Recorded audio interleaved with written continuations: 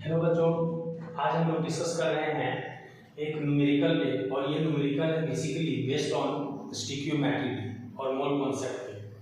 तो यहाँ पर ये जो क्वेश्चन हम लोग को दिखाया जा रहा है, ये क्वेश्चन में इस तरह से ये कहा गया है कि a mixture of hydrogen and chlorine occupying 36 centimetre cube was exploded.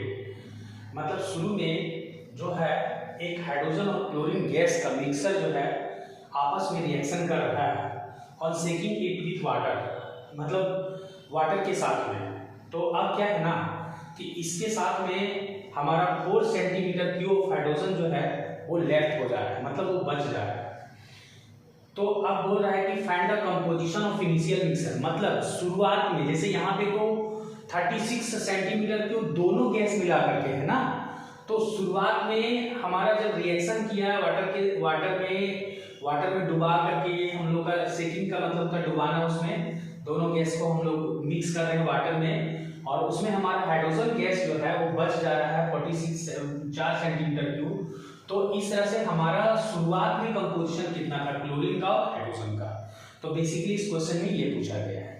तो देखिए यहाँ पे गेन-लूसा लॉ के अकॉर्डिंग क्या बोला है कि जब दो गैसेस के बीच में रिएक्शन होता है तो दो गैस क्या है, एक हमारा हाइड्रोजन है और एक हमारा क्लोरीन गैस है। तो हाइड्रोजन गैस और क्लोरीन गैस जब रिएक्शन किया तो क्या बनाया, हाइड्रोजन क्लोराइड ही बनाएगा।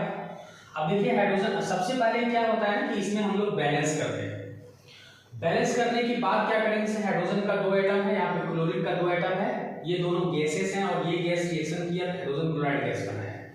तो यहाँ पे 2 एटम है, यहाँ पे एक ही एटम है, तो यहाँ भी 2 देते हैं। इस तरह देखिए हाइड्रोजन का भी 2 एटम हो गया और 2 एटम हाइड्रोजन का यहाँ भी है। अब क्लोरीन का 2 एटम है, यहाँ 2 लगाने के कारण कोएफिशिएंट में 2 लगाएं तो ये भी 2 एटम क्लोरीन का हो गया, ये भी 2 एटम क्लोरीन का हो गया। इसका मतलब क्या हुआ कि गेन-लूसा लॉ की मतलब ये 1 वॉल्यूम आ रहा है, तो ये भी 1 वॉल्यूम आ रहा है और ये हमारा 2 वॉल्यूम आ रहा है। शुरुआत में हम लोग का कंपोजिशन जो है ना सो 36 सेंटीमीटर क्यूब है। तो यहाँ पे क्या करेंगे, 36 सेंटीमीटर क्यूब में हम लोग 4 सेंटीमीटर क्यूब जो है लेफ्ट अभी कर देते हैं, ठीक है। मिक्सर में हाइड्रोजन का, मिक्सर में हाइड्रोजन गैस ये हमारे लेफ्ट हो रहा है, तो हमारा आएगा 32 सेंटीमीटर क्यूब। अब 32 सेंटीमीटर क्यूब का मतलब हुआ कि ये 16 सेंटीमीटर क्यूब है, तो ये भी 16 सेंटीमीटर क्यूब है। तो उस हिसाब से देखें तो ये 2 गुना 16 सेंटीमीटर क्यूब हो जाएगा। देखिए बेसिकली कंपोजिशन के बारे में हमसे पूछा गया है कि find the composition of initial mixer. तो हाइड्रोजन का जो वॉल्यूम था, वॉल्यूम ऑफ हाइड्रोजन वो कितना होगा, तो वॉल्यूम ऑफ हाइड्रोजन हमारा यहां पर हम लिख सकते हैं कि कंपोजिशन वॉल्यूम ऑफ हाइड्रोजन यानी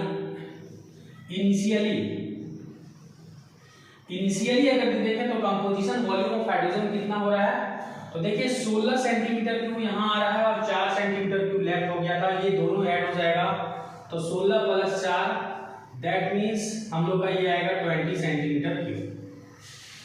और composition volume of chlorine gas क्या हो जाएगा, तो देखिए 36 सेंटीमीटर क्यूब था, तो हम लोग का 20 हाइड्रोजन गैस है, तो दैट मींस 16 जो बच रहा है यानी ये वाला, ये हम लोग का 60 सेंटीमीटर क्यूब क्या होगा, ये हमारा क्लोरीन गैस ही होगा। तो इस तरह से 20 इसका हुआ और 16 इसका हुआ, ये आंसर आपका कंप्लीट हो गया। इस क्वेश्चन में हम लोग को इतना ही करना है। मिलते हैं केमिस्ट्री के नेक्स्ट क्वेश्चन के साथ।